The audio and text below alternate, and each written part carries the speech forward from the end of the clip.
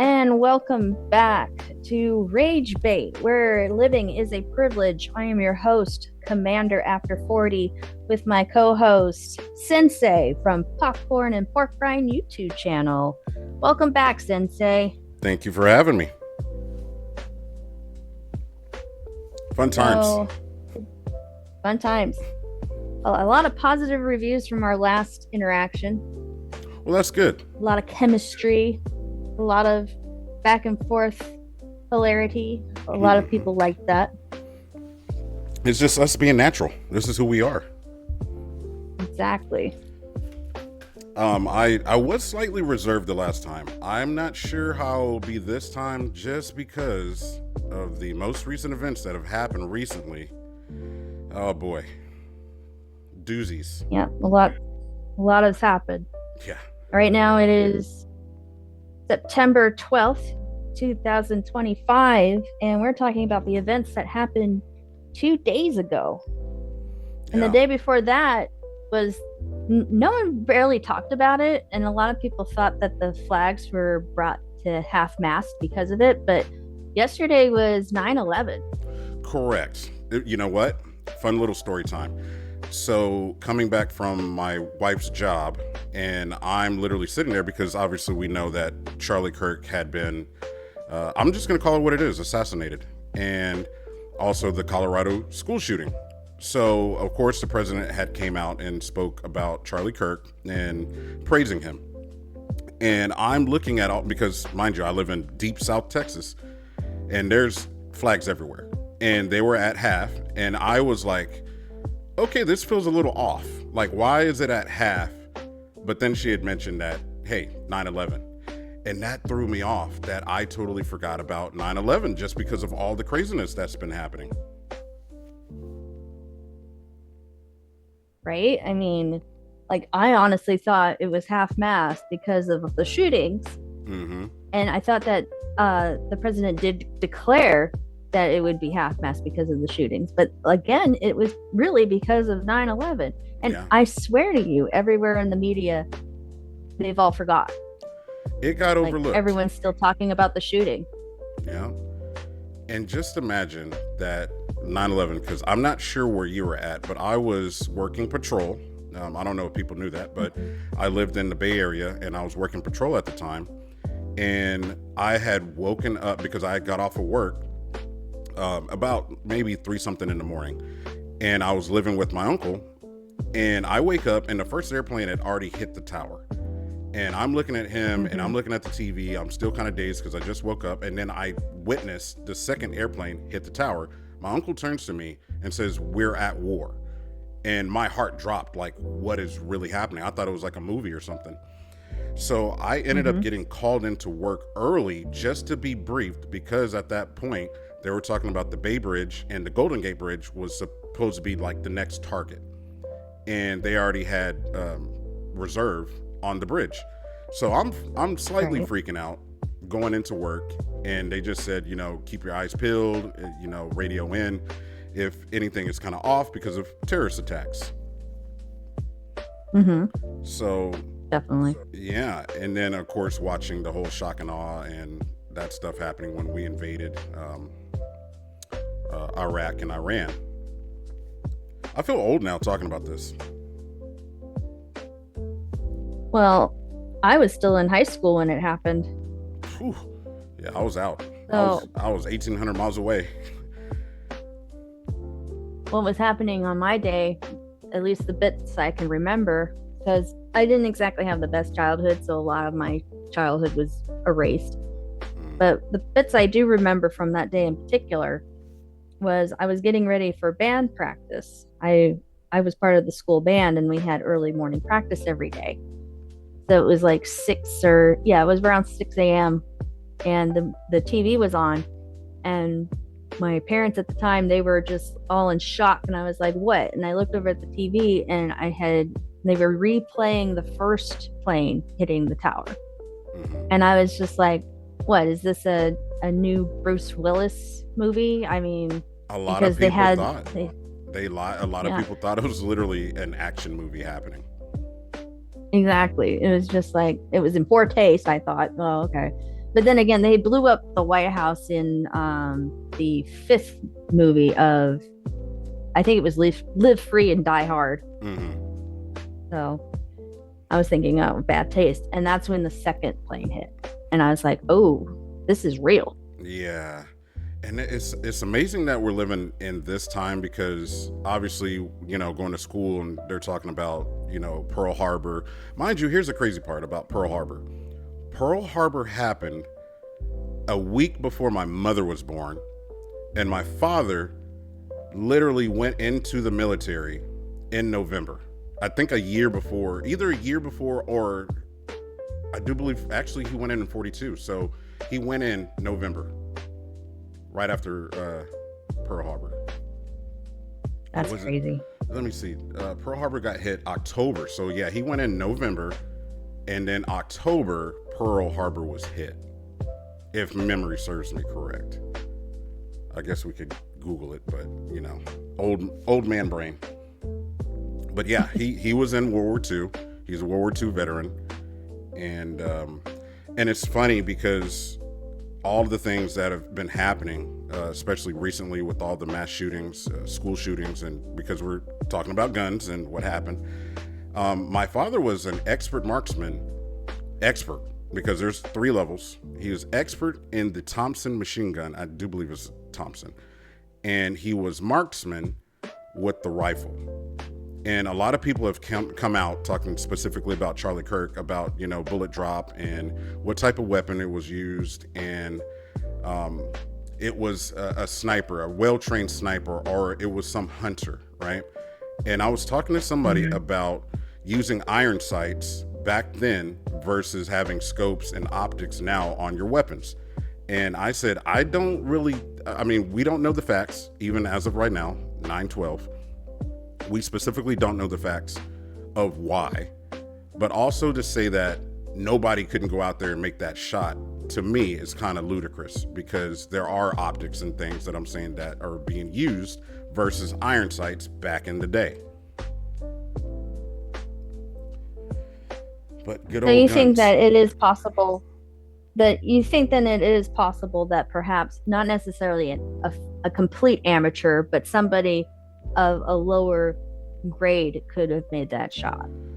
So first, I'm going to base it on the fact of what I've seen other people mentioning, specifically either active duty or ex-military, and snipers have come out and we're talking about ballistics and whether you're aiming center mass or were they aiming for the neck, versus people that aren't experts talking about, oh, it was a precision shot.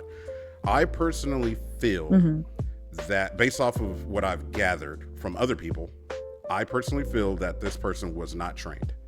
I don't think they were trained. I think that they were aiming for a specific shot and they ended up hitting him in the neck. Now, mind you, what I'm saying is speculation. I'm not an expert, but a lot of people could argue that no, it was done on purpose. And a lot of people have come out that are hunters and are snipers have said you are going to be aiming center mass. You're not going to be aiming for that spot. So again, we're just unsure of the fact of why and was that where they were aiming specifically, because that's about just a little over 200 yards away, and this is a football and a half or 2 football fields away on a rooftop shooting at an angle. So yeah, the whole gun violence thing, I have had this discussion a lot, and it's gotten to the point, it's gotten to the point where I've changed my mind, because a lot of people argue about, criminals don't care about the law and that they're going to go get these guns. But the reason why my mind has changed is because where the gun shop is. You can Google it and walk in and buy a weapon versus finding somebody on the street. Everybody doesn't know everyone that has illegal guns to go and buy. So you're making it difficult for that person to obtain the weapon. So, and that kind of changed. Well, I had a boyfriend once that was a big gun enthusiast, and in the Northwest we have a gun show every year, and he would always, and mind you, this was back in the thousands, not in the tens. So back in like 1999, 2000, he was able to go to these gun shows, and he would literally trade some old guns for some unmarked, unserialized guns, and I don't think it has changed that much in the last 20 years. I mean, I'm not out there buying guns off the street, so I don't know. So, obviously, people do know that I have weapons. I have a high caliber rifle, and I do have a 9mm, which is a Glock 19, and I've shot them. I've shot all of them multiple times, and my smallest caliber, which is a rifle, which is a 22 LR. It shoots a 22 LR, which is a small caliber. And even with that, people have made the comparison of a high-powered rifle versus a 22. And basically, if you're shooting, let's say a person, or matter of fact, not even a person, but like an animal, that 22 will ricochet off of bone and just tear up the insides. So to make the comparison of what's more lethal, you might have a higher chance of survival being hit with a lower caliber. But again, it's a bullet. It's being shot out of a gun. Versus like a 223 or a 5.56 NATO, which is a fairly large bullet, or a 30-06, which apparently that's what was used to shoot Charlie Kirk, was a bolt action 30-06.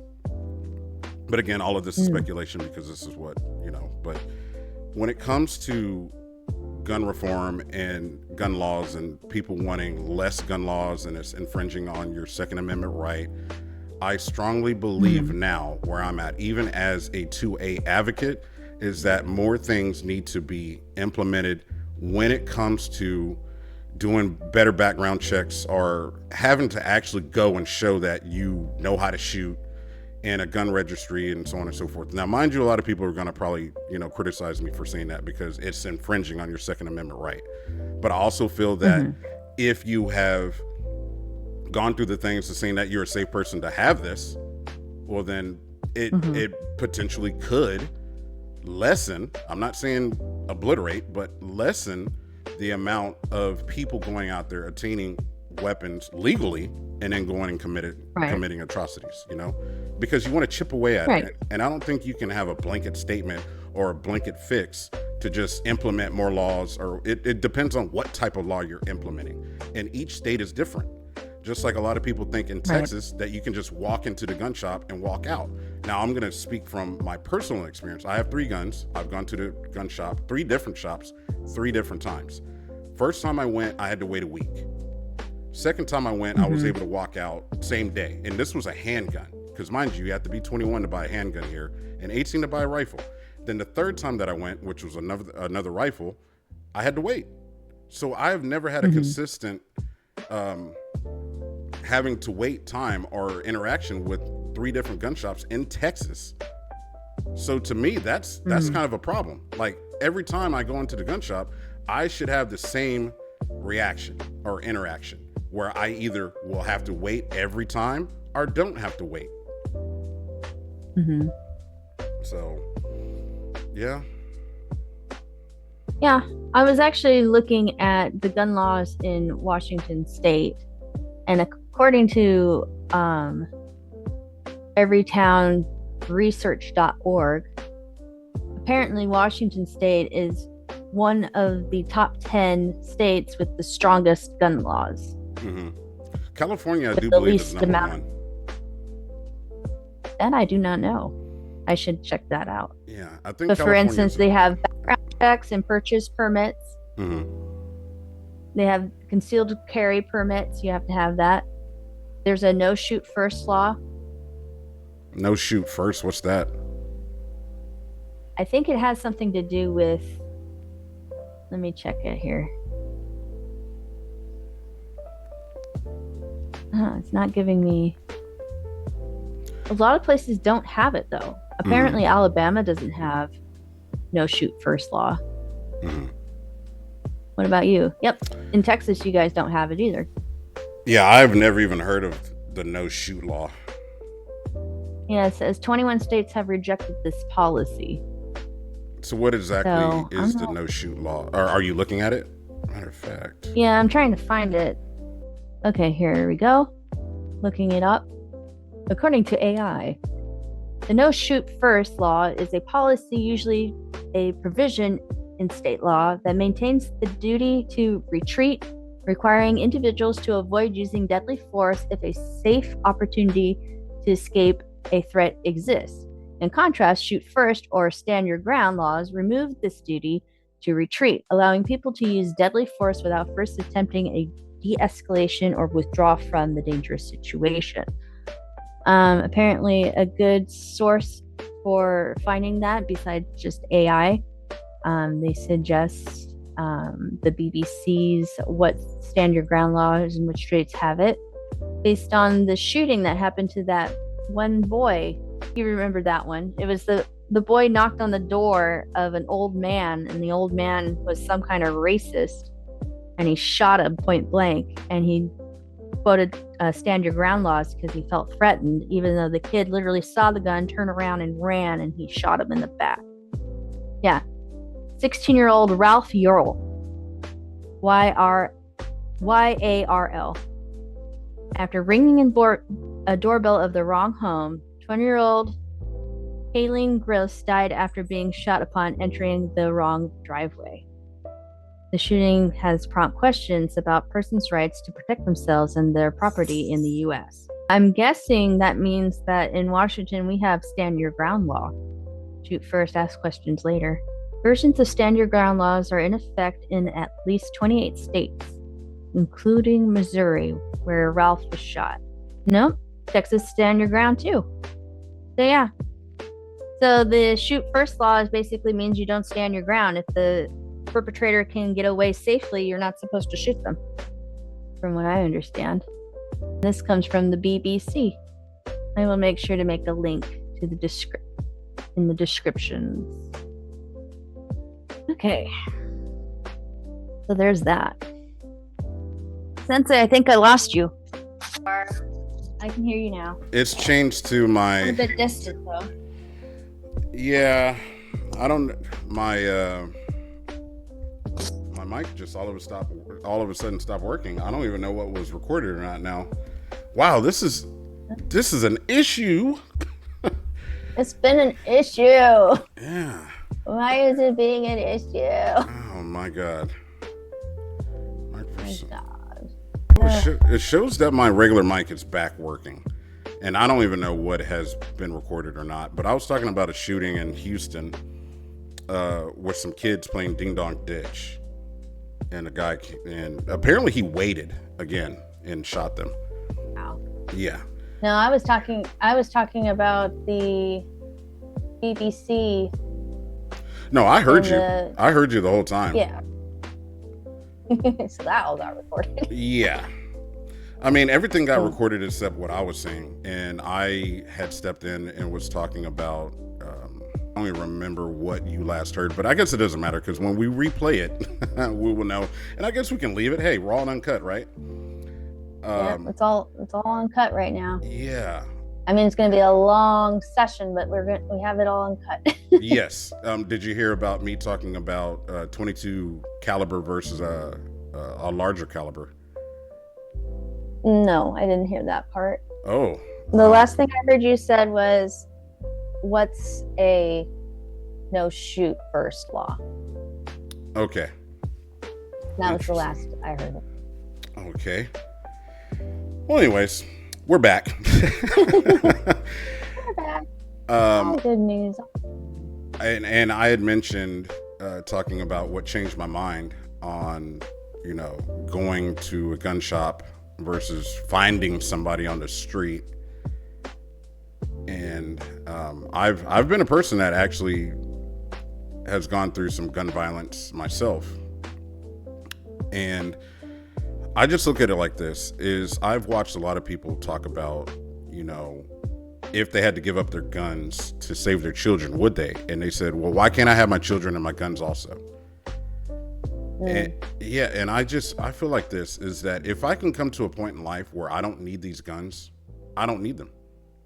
And my child is always going to be number one, first and foremost.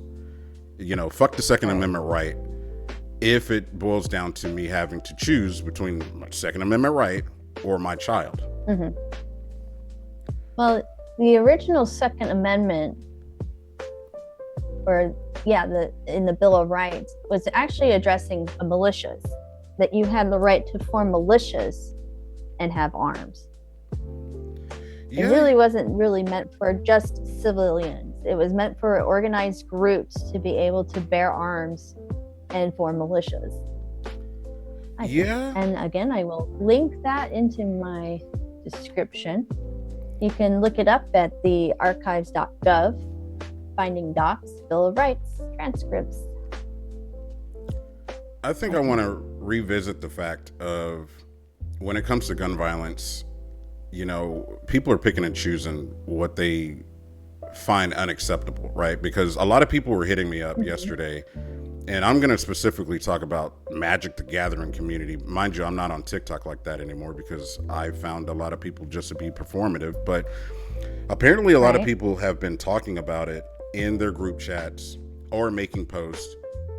And if you go out there talking about Charlie Kirk and you say, hey, political violence is unacceptable, you will be demonized.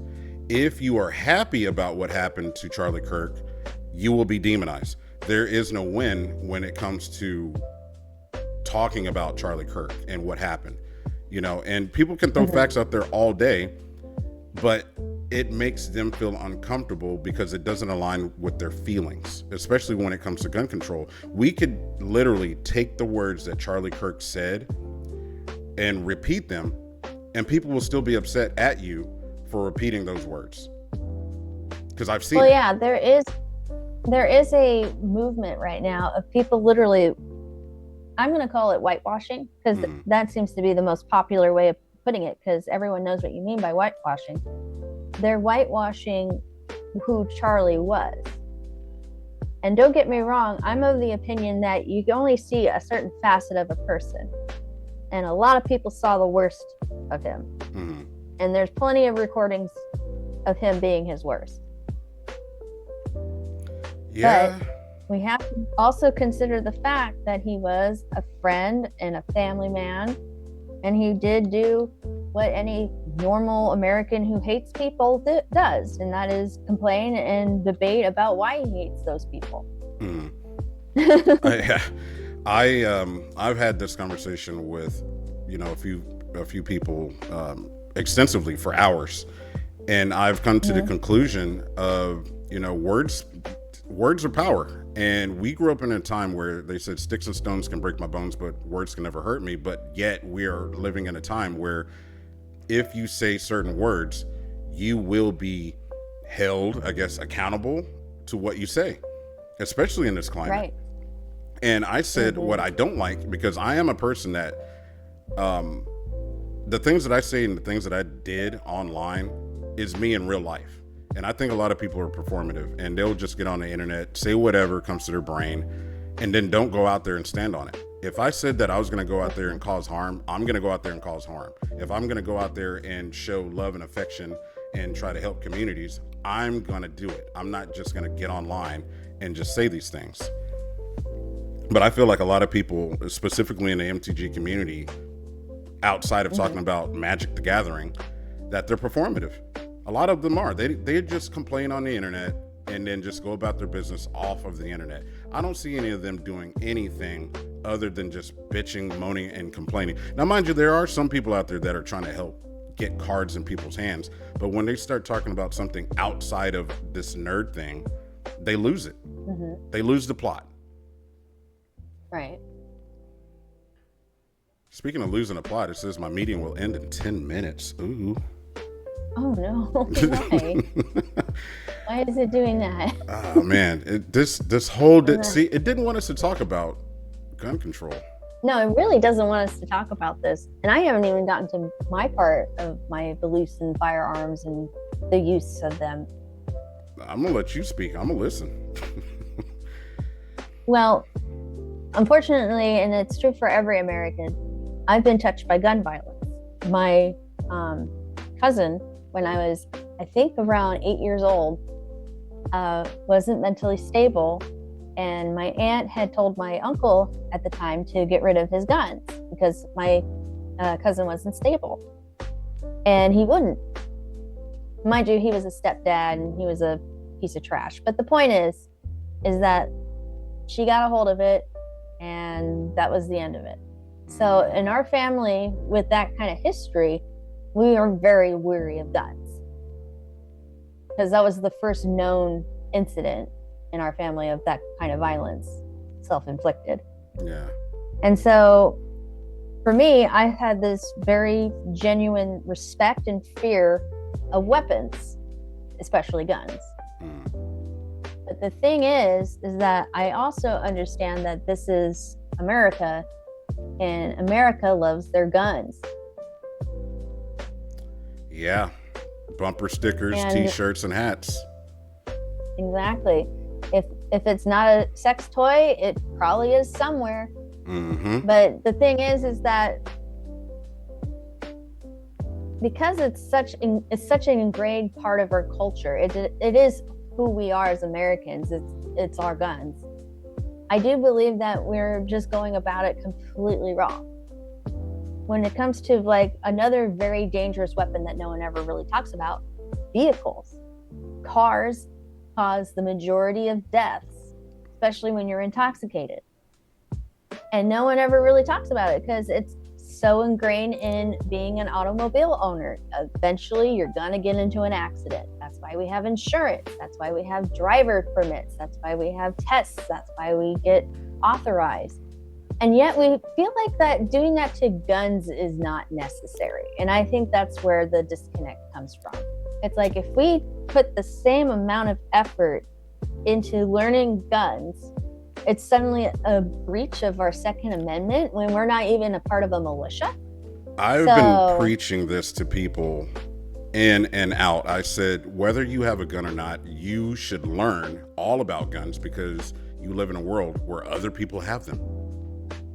Mm-hmm. You know, and somebody else mentioned about cars. What was a car made for? For travel. What was a gun made for? Yep. It was made for a weapon. Yeah. You know, I didn't get guns to make soup. I got them to shoot motherfuckers. Exactly. I mean, guns are not made to put holes in the ground so you can plant your seed. Exactly. They aren't made to go fishing, even though I've seen them be used for both. They're not made for that. Let's be real. Like people will say, well, you know, is it a toy? No, it's not. You know, you don't take toys to war. So. No, you don't.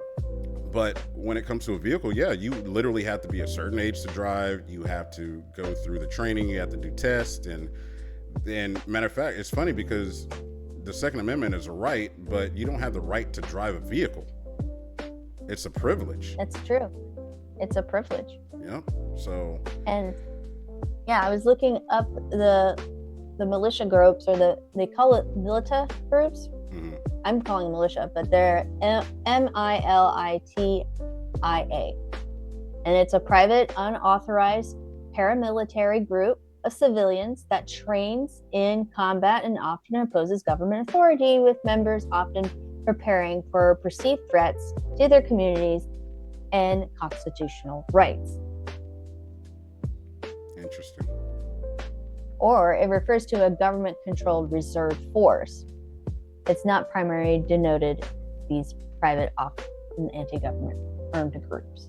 Mm-hmm. So the whole Second Amendment in and of itself is meant for people who are planning on defending their rights. Yeah. That's the whole purpose of having guns, is to defend your rights.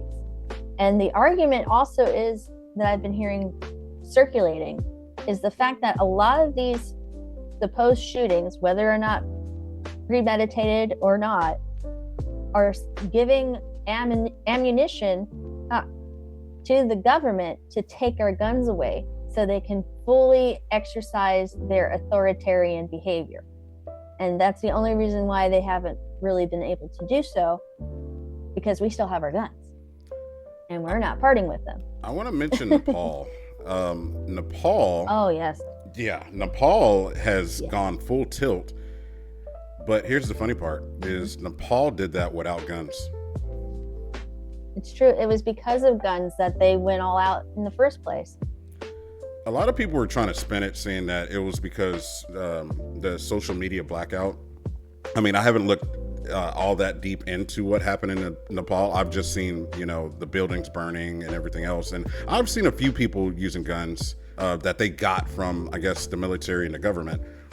But yeah, they went out there and did it. And I think that's my issue with America, is if Americans are this fed up and they're talking about violence is not the answer. I've never seen a war won with hugs and kisses. So not yet. Yeah. And people saying that violence is not the answer. It's just, it's another tool, because diplomacy, if you keep giving diplomacy, and you keep speaking these things and you're not getting the result that you want, what happens at that point? Right. You just keep hitting it with the same thing, because that's crazy. That's lunacy. Right. Doing the same thing over and over again, expecting a different outcome. Right. You have to. I think it was Malcolm X who supported the idea of you have to step forward and, bear arms. You have to be the action that you need to be. Yeah. I don't think he was very much a hugs and kisses. I think he was very much fire with fire kind of scenario. Malcolm X was definitely all that. I had mentioned, and he had every right to. Yeah. I had mentioned in this other video on my channel, I had said that I feel that a lot of people are afraid to go and die for what they believe in. And I truly believe that, because so many people online will talk about, it's war. And why are you on the internet talking about it's war? Why don't you go out there and start doing things that is going to start this war, right? Otherwise, you're just talking. Just go be about some type of action. And I think that's what it's all about. And if I sat here talking with you right now about anything that comes out of my mouth, I'm going to do the same thing in real life, because I will say this. I do have fear of certain things, but that fear is not going to stop me from going and backing up the things that I said. Because I would expect I'm going to get some type of opposition. If I'm talking wild and crazy, talking about shooting people, well, then maybe I should not just say them. I should go out there and put myself in that position to have that happen, because somebody else is going to see it and they're going to be like, whoa, you might have to move differently at that point, because look at the reaction from what I did. Well, that's the strangest thing of all, really, because we had someone do an action, right? I'm sure plenty of people have thought and said, we want and welcome. Nice. I'm leaving that. I'm still recording. I don't care.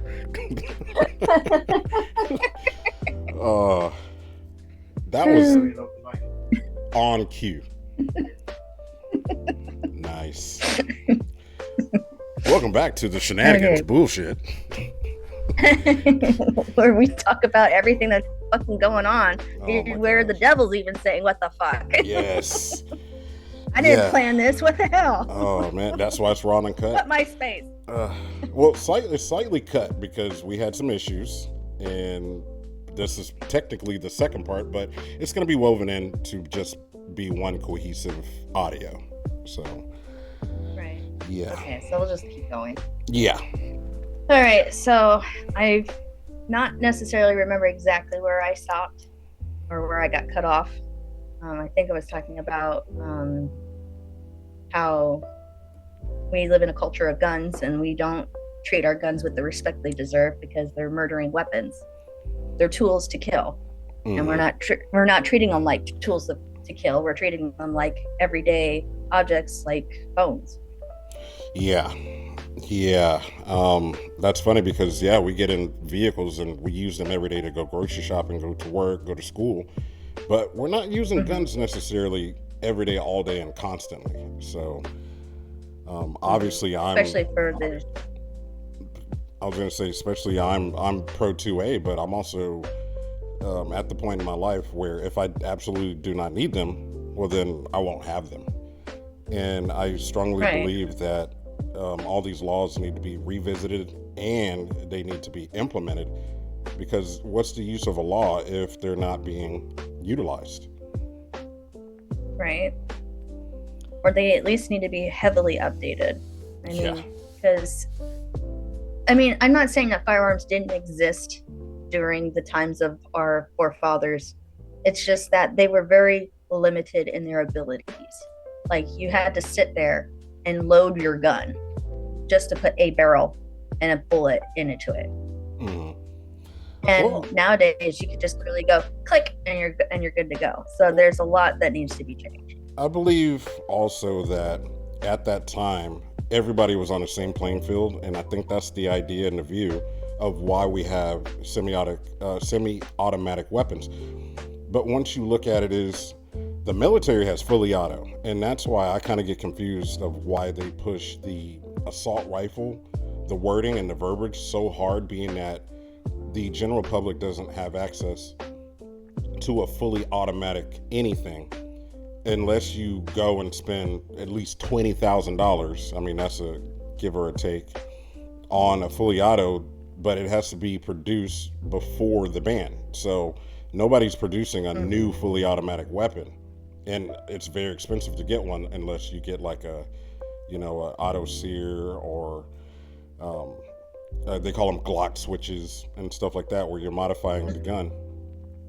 So depending on the state that you live in, it could be looked at as being illegal. And of course, what happened in Vegas, I believe, with the bump stock. So I don't know if you know what a bump stock is. Nope, I don't know what a bump stock is. I'm very illiterate when it comes to guns. Bump stock is the stock of the gun, and basically it moves the gun back and forth itself, and you hold down the trigger. So it's not necessarily you pulling the trigger multiple times, the gun is moving back and forth multiple times, where it's emulating like it's shooting at a higher rate. And it seems that you are muted now. Nice. I just saw the notification pop up. It says RaigeBait muted. But while you figure that out, I will continue to fill the space and just talk about the fact of watching people online having debates. Hey, you're back. Having debates about,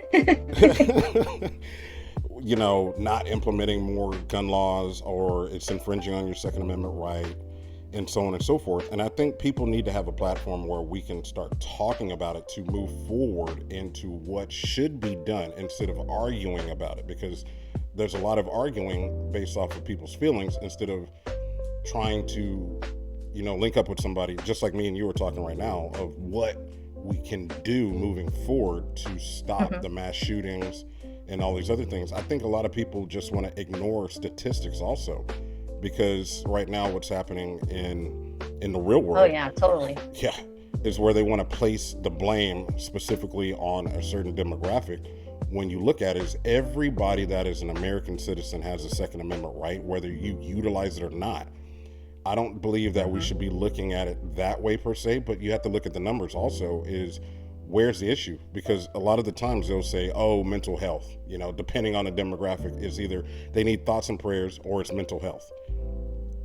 So, and the thing is the people who are not utilizing the statistics are up in their emotions. They don't want to look at the facts, and the facts are that everyone, like you said, has the right to bear arms, and having laws isn't to negate that ability, it's actually to strengthen that ability. So if we had the proper laws that we're supposed to, everyone could have a gun safely in their house without the fear of the government taking it from them, because the laws are to protect our already given rights. And I think it was best quoted in Incredibles 2, because they were dealing with the discrimination of their powers and how they wanted to have the ability to use their powers for good, but the government had issued that no person who had a superpower was allowed to use it for good or ill. And of course, the people who were ill, they would use them anyway, because it's like, I have the right to have this, so you can just pop up. But what Eleanor said is that if the laws are unfair, we have laws to change them. Otherwise, it's chaos. And right now, we are in chaos because people are ignoring the laws and are refusing to use the laws that utilize them to change them. So we're in chaos. A lot of And the the people that times, want us in chaos are perfectly happy with that. They're like, yep, blame them over there, ignore us, blame mhm. them. We're just going to use the laws to our advantage while you ignore us. So, so some people had griped about the fact of having a waiting time, and what I've seen also is that people make these decisions whether they're going to go out and do some type of atrocity, where they'll go in and it's pretty much an impulse buy, and then they go and carry out the thing. So when you have a waiting Right. time, that might give that person the opportunity to sit there and rethink what they're about to do also. So that's one part, like I said before, there is no blanket fix. There's multiple things that are going to help wean or totally annihilate the issue that we're having, because this is, an American problem. And a lot of people want It is to, an American problem. and a lot of people want to compare it This to is other countries. And I don't think that we can necessarily compare it to other countries, because other countries' demographic is completely different than America's. So I'm not saying that you can't use them as a stepping stone, but I don't think you can implement the same thing here, like let's say like a Japan or a Britain. Well, even in Japan and in Britain, they allow their citizens guns. It's just that their laws restrict their ability to obtain a gun very severely.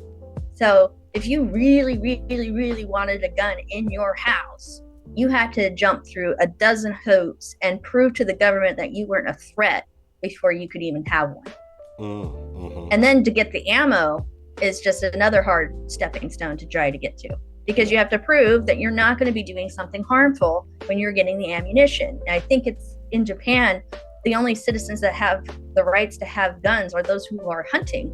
And they have to prove that they're either hunting or doing it for a sport before they're even allowed to have the weapons. Interesting. Don't quote me on that. That's something you should look up on the internet. Yeah. We're not speaking facts. We're only, trying to figure out what we can do as a society and Americans moving forward with this issue, because, a lot of things have happened since we had last talked in the media, and it was all revolving around guns. And again, a lot of people feel that we shouldn't have them at all versus people trying to hold on to them and glorifying them, because I've seen people with, ARs, imprints on their hats and tattoos and bumper stickers and all this other stuff, but they don't have those things when it comes to, the opposite of that, where there's solidarity and safety and all those other things. Because I can tell you now, none of those people that have those things are like competition shooters, They're just like, I love this thing so much, I'm going to go get a bumper sticker and a tattoo of it. So necessarily, it is literally pointing out the cause and effect of Americans glorifying guns. Glorifying. Right. Instead of, like you're saying, like in a Japan, where they use it as a tool to go and hunt, So, yet again, crazy times. And prove to their... Yeah, and they prove, again, they have to prove that they're not getting these weapons to do something like overthrow the government. Yeah.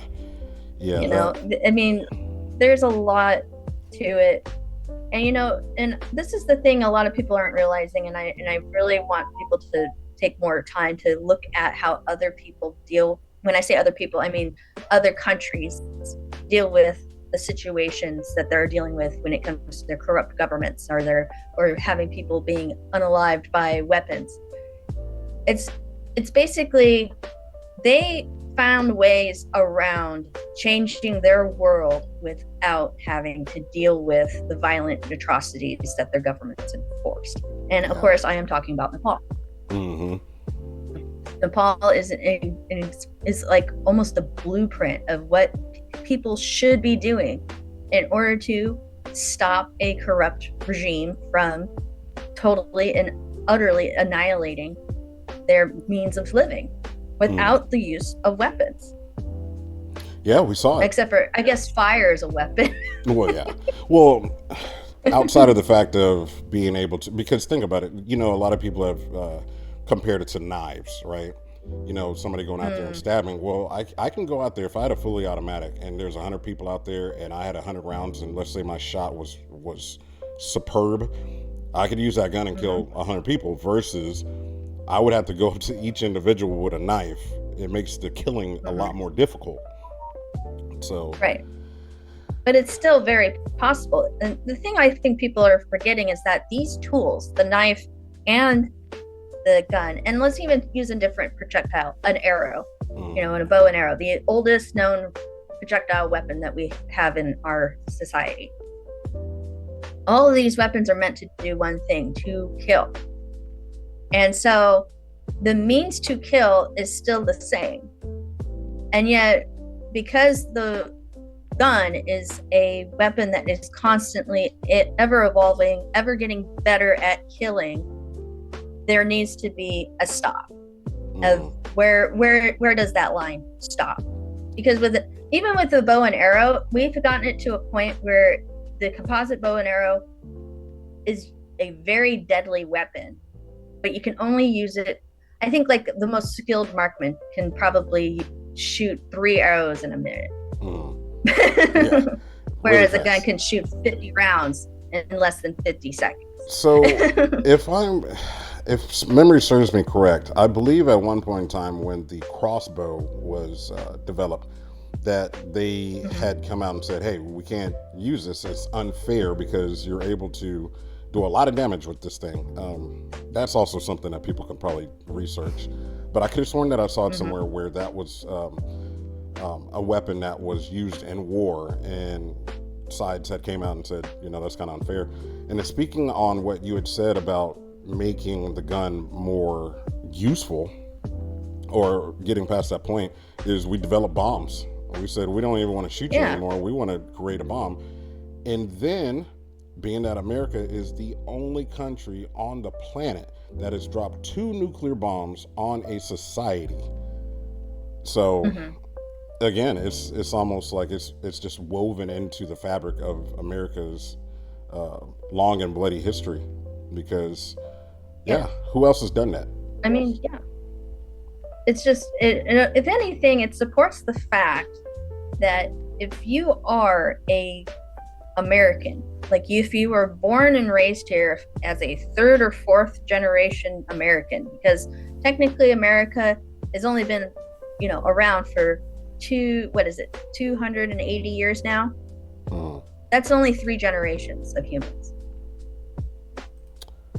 So that means when your great grandfather came over here and then he had kids, and then they had kids, and then you were born.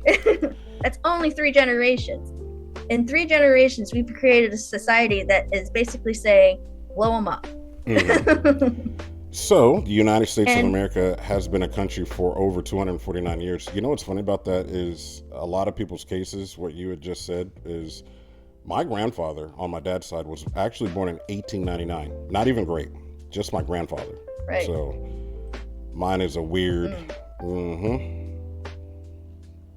249 years is not very long. No, it is not. Like I said, it's barely even a civilization at that point, because like you have places like China who's literally been around for almost again, that's another thing to look up. I think they've been around like 4,000 years. They've been around long before America was established. They've been around long before England was established. Okay, so long before Rome. China as a unified nation state is relatively modern, with People's Republic of China being founded in 1949. However, China boasts one of the world's longest continuous civilizations, with a history spanning over 4,000 years. Yeah. So when you have those 2 comparisons, you have a civilization that's been around for 4,000 years versus a civilization that's barely been up and running for 250. And in 250 years, our civilization has basically said, anyone who comes in here that doesn't look like us, we're going to blow them up. And anyone who doesn't look like us and believes that we should blow them up, we blow them up. Yeah, exactly. Meet it with violence. Send them away. We meet them with violence. Great Britain. Whereas I think No, go ahead. Hmm. I was going to say, whereas you have China, the 4,000 year dynasty, who had a history of violence too. Don't get me wrong; they gone through their rounds as well, but they have this culture of if it harms one of us, it harms all of us. Yeah, because it's a country of those people looking like each other versus America being a giant melting pot of different cultures. Right. And we could be, and I mean this with all sincerity, as America, we can be the beacon to show other countries that are mono raced that we can together be unified as different cultures and different ethnicities. Another funny thing But I about think because we're so ingrained mm, to hate each other, before we even come to the melting pot, we are already ingrained to hate each other. That the moment we are set upon each other, we created this culture. yeah, and a lot of it is based off of Roman existence because looking at our money and a lot of the verbiage and stuff, I do believe Rome was around for about 800 years, and pretty much any land that they went and conquered, they pretty much incorporated them into their society. But it's funny Right. that Rome has lasted that long, compared to everything else.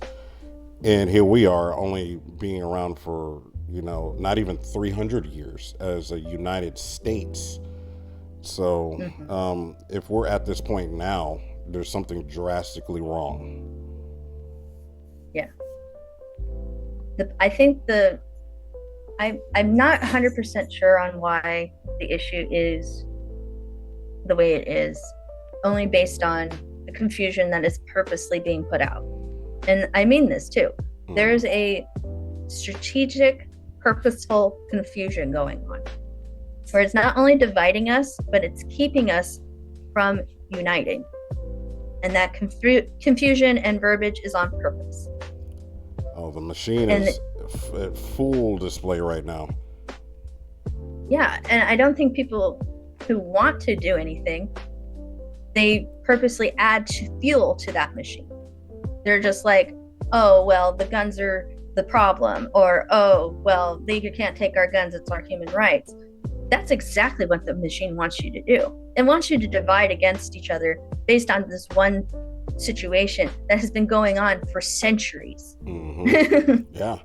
Because as long as guns have been around, they have been killing each other since.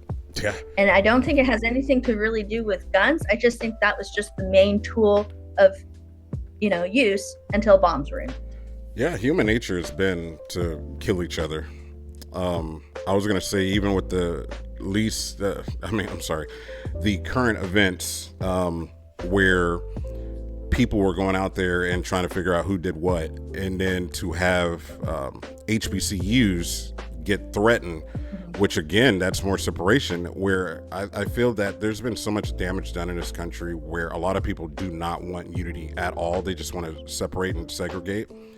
But if we're all going to be American, that's another thing that I feel needs to be worked on, because that also helps with gun control. If you're not looking at somebody else that's in this country that you hate them so much that you're going to go and kill them, and then you use the weapon that is making that easy to do, which is the gun. Right. Because me, I look at it like this. Why would I want to off my own people, which is American? But also at the same time, we put each other in different boxes. Well, I'm Black American. Well, you're white American. They're Mexican American. When you look at other countries, I'm British. I mean, they probably don't say that. Maybe they say something different, but like if you're in China. Yeah, they say, I'm British. Yeah, I'm and British. And then depending on what location you are in. Yeah, I'm from Wales, so on and so forth. But I mean, I guess that's a bad example on my end. But basically what I'm getting at is I feel that a lot of people, when they have an aggression in a different country, they're not separating themselves from the fact of, oh, I'm just Black versus white or Latino and so on and so forth, when literally those people were born here, they're American, Right. Or, there was this excellent skit, and I'm not sure exactly where it was made. I think it was made on YouTube, but I saw it on TikTok, but it was one of those multi-part TikToks. So it's definitely a skit that was probably made for YouTube. and it showed a white guy in a Mexican restaurant. And I'm talking about your classic white guy, you know, blonde hair, glasses, blue eyes, classic. And he was telling this person, hey, I'm a Mexican and I have now opened my own Mexican restaurant. I am so proud of myself. And the patron was like, how could you say that? You're not Mexican. And he literally then starts speaking in fluent Latino to his chef and says, can you believe this woman? She just told me I'm not Mexican. Well, I live in Mexico and my grandmother is a born native Mexican. People don't know what nationality, you know, versus. See, now I'm having a brain fart, but you know what I'm trying to say. Yep. Yeah, like if if I look like this and I was born in Japan, I would be Japanese.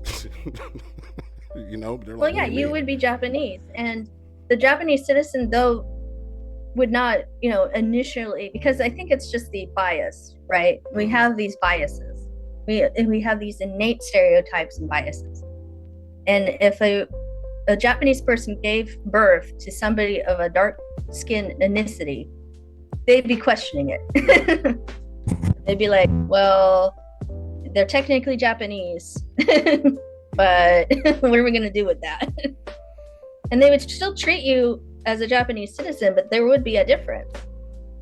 They you know, there's cultural evidence of this. Yeah, and what I was trying to say was how they treat people who don't look like a certain group. It was ethnicity versus nationality is what I was trying to get at. Right. Yeah. Because your ethnicity is different than nationality, obviously. Right. And then the skit continues, and you have two people who, one looks like a descendant of the African continent, and you have a descendant who looks like of the Asian continent, and they're both Mexican. Because their grandparents were Mexican. Yeah. And then they were migrant workers, is what happened. And so the migrant workers came over to Mexico and they met their grandparents, right? And then they had kids. And then so on and so forth. And so on and so forth. They're still all Mexican. And that's where it is. Because we are so, yeah, it's the whole divide thing. Because if we actually were united, then I don't think that the situation would be nearly as hard to try to understand. You know, because a lot of us would be on the same page, but you know, we're all fighting individual battles, trying to achieve something for the masses. When the masses aren't united, and they're not sitting down and saying, "Hey, we need to put our differences aside so that way we can combat this." Yeah, I think that the biggest and most obvious divide that people don't want to address, especially when it comes to guns, is the wealth inequality. Yeah. Because I could tell you right now, every rich bitch out there has a gun. Every rich bitch has one, and I don't care if you say, "Oh no, I'm not." Don't get me started. Old money has guns. Well, now I gotta ask the question: why does every rich bitch have a gun? Because they're cute? They're an accessory? Why? Is that a fact? What is that?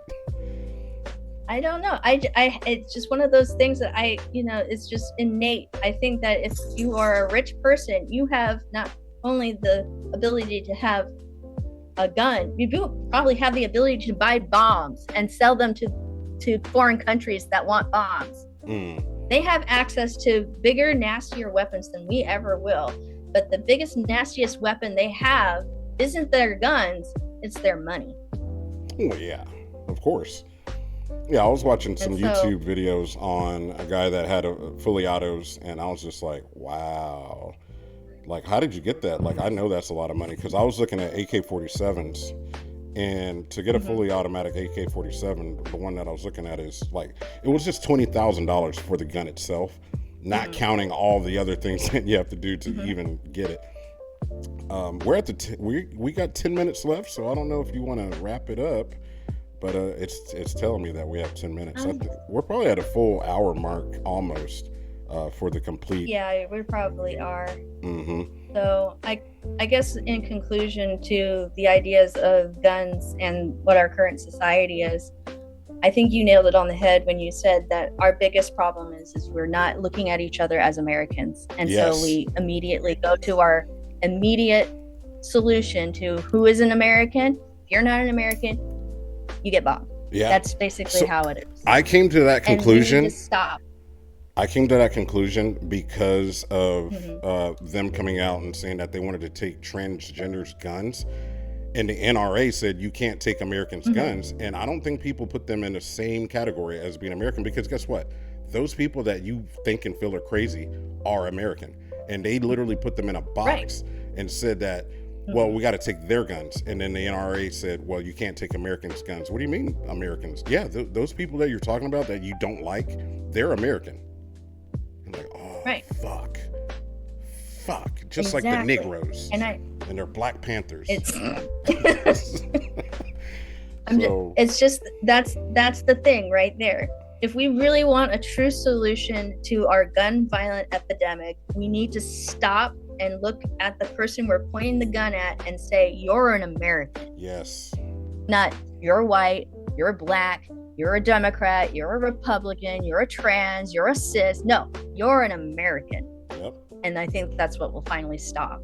That we have to finally get to that mindset, and I don't think we're there yet. No, we're way far from it. And I will say this, and I guess we'll end it, but I remember watching people that are around my age come out and say, well, we never really had this race problem growing up, and I don't know what changed. And I'm just like, in my brain, I'm like, what the fuck are they talking? Where'd you grow up at? Because I literally had those things, but the difference is a lot of us didn't go out there and fight it because we were either afraid or we didn't know how to approach those things. Just like, why is it that back then we could say all these horrible jokes, but now we can't? It's because not you, but those people were doing those things. I get you. And they thought that it was okay because those people didn't speak out on how it made them feel. So therefore they were going on like, oh, it's fine, it's okay, and everybody's laughing, when it wasn't everybody laughing. It was you laughing and us laughing out of uncomfortability. Right. Definitely. Mm-hmm. Okay. I think that was a very productive 30 minutes. I think we touched on all of it. Yeah, we avoided some things. We know why. Yeah, we know why. Well, we don't need that kind of fire. Oh yeah. It would be well beyond cancel.